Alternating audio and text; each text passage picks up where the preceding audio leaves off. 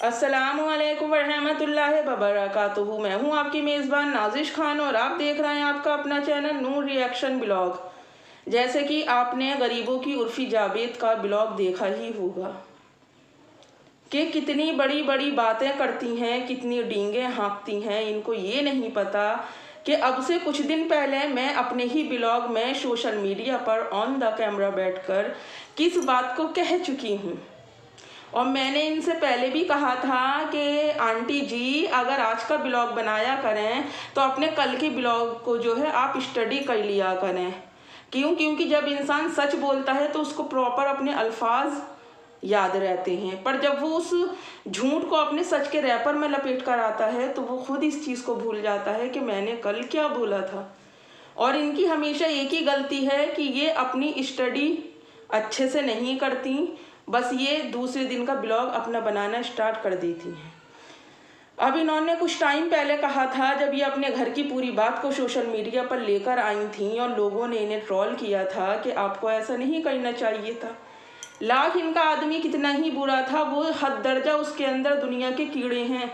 मैं इस बात को मानती हूँ कि वो भी इस तरह से रंग बदलता है कि गिरगिट भी शर्मा जाए, पर उसके बाद भी वो इंसान सबसे पहले सोशल मीडिया पर 15 दिसंबर को उसके साथ किया हुआ नहीं लेकर आया। अब ये जो मोहतरमा कैमरे के आगे बैठकर अपनी 8 लाख सब्सक्राइबर को जो ये अपना परिवार मानती हैं, अपनी फैमिली मानती हैं, आज सडनली आकर ये कहती हैं कि अगर कोई मेरे गले पर छुरी भी रख दे तब भी मैं अपने घर की बातें सोशल मीडिया पर नहीं लेकर आऊँगी। अरे मोहतरमा, जो चीज़ें सोशल मीडिया पर नहीं देखनी चाहिए थी, जो चीज़ें बाहर वालों को नहीं पता चलनी चाहिए थी, जब वो चीज़ें सरेआम सरनाम हो गई तो फिर अब कैसे सोशल मीडिया पर आप छुपाने की कोशिश कर रही हो? क्या आपको लगता है कि अब वो सारी बातें छुप जाएंगी?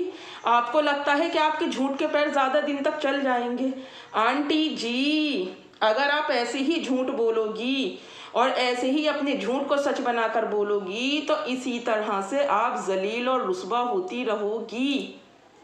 ऐसे ही पब्लिक आपको ट्रोल करती रहेगी। क्यों? क्योंकि आंटी जी ये पब्लिक है, बराबर जानती है। ये पब्लिक ही तो है आंटी जी जो सब जानती है और आपकी हर एक गड़बड़ी को कैच भी करती है ये पब्लिक।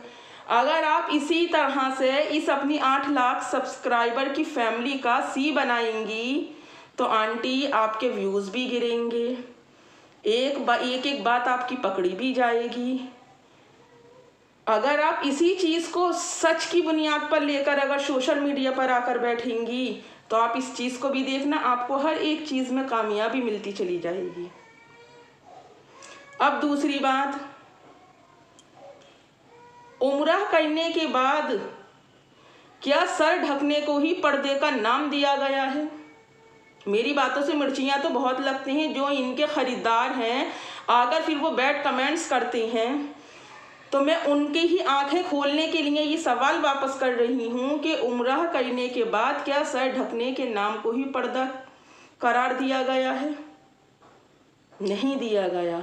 मेरा रब सूरे नूर की आयत नंबर 30 और 31 में इरशाद फरमाता है, मेरे रब ने औरतों के लिए एक हुक्म जारी किया कि जब औरतें अपने घर के बाहर जाएं, यानी कि गैर महरमों के बीच में जाएं या फिर वो अपने घर में रहें, तो अपने सतन और अपने सीनों को भारी चादरों से ढक लें। मेरे रब ने फरमाया है कि औरत बिना बुर्के के किसके सामने जा सकती है? अपने बाप के, अपने भाई के, अपने मामू के, अपने चाचा के। पर इसमें भी सीना ढकने का मेरे रब ने हुक्म दिया है, यानी कि चद्दर लेकर जा सकती है। अब दूसरा बयान सुनिए। मेरा रब सूरह अहज़ाब की आयत नंबर 59 में फरमाता है कि जब औरत अपनी ज़िंदगी की ज़रूरियात के लिए घर से बाहर जाए तो अपने सतन को प्रॉपर तरीके से ढक ले, यानी कि वो अबाया पहन ले या फिर कुछ इस तरह की चद्दर या फिर कपड़ा डाले जो किसी भी गैर महरम को उसका सतन नहीं दिखे। अब यहाँ पर वो अपनी जीनत यानी कि बिना बुरके के किसके सामने नहीं जा सकती है। सूरह नूर में मेरे रब ने फरमाया कि बिना चद्दर के किसके सामने जा सकती है। सूरह अहज़ाब की आयत नंबर 59 में मेरे रब ने फरमाया कि बिना अबाया के किसके सामने नहीं जा सकती है। तो सगे बहनोई, सगे फूफा और सगे खालू के सामने भी औरत नहीं जा सकती। तो फिर ये औरत सर ढककर सोशल मीडिया पर आप जाकर ब्लॉग वॉच करो, जो ब्लैक कलर का कपड़ा डाल रखा है और उसमें टांगे साफ नज़र आ रही हैं।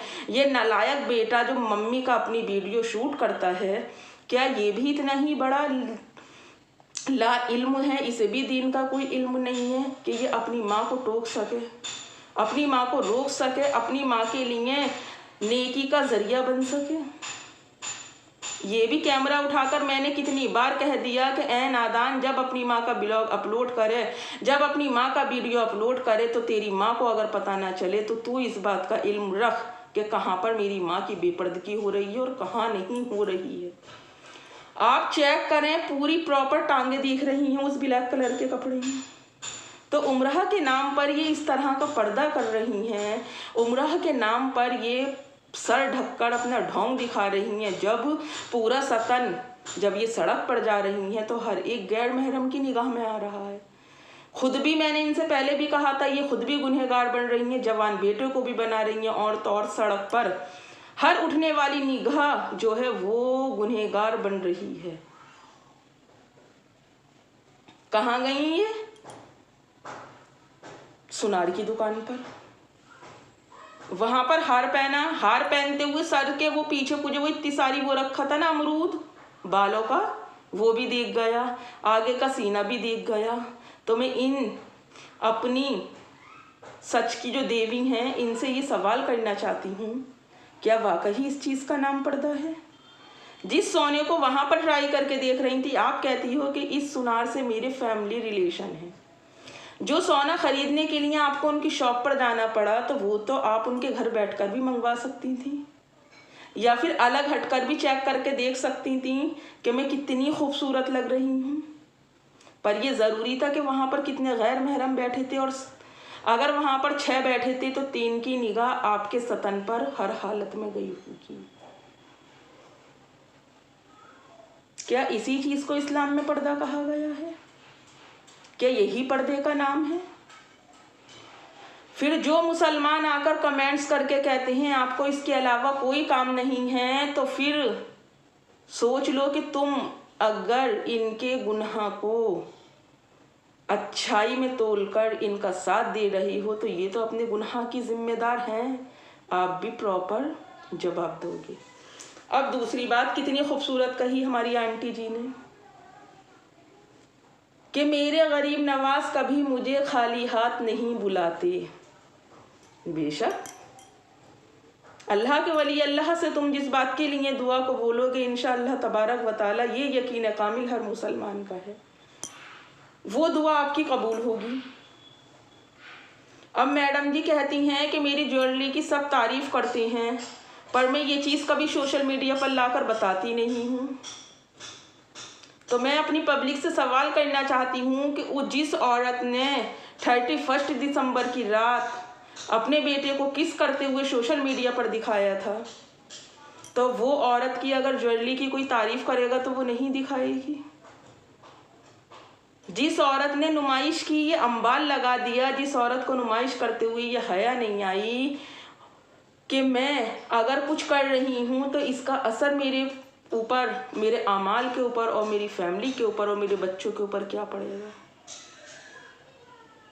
जो सदके में 10 रुपये देते हुए दिखा दे, जो मस्जिद मदरसों में कुरान हदिया करते वक्त दिखा दे, जो जायनमाज हदिया करते हुए, तस्बीह हदिया करते हुए, खजूर हदिया करते हुए, और तो और आब जमजम का पानी हदिया करते हुए जो औरत दिखा दे, जोक ऑफ द डे, आज वो औरत सोशल मीडिया पर बैठकर कहती है कि मैं ये सब बातें दिखाना नहीं चाहती, मैं ये सब बातें दिखाना नहीं चाहती, मैं ये सब बातें पब्लिक को बताना नहीं चाहती।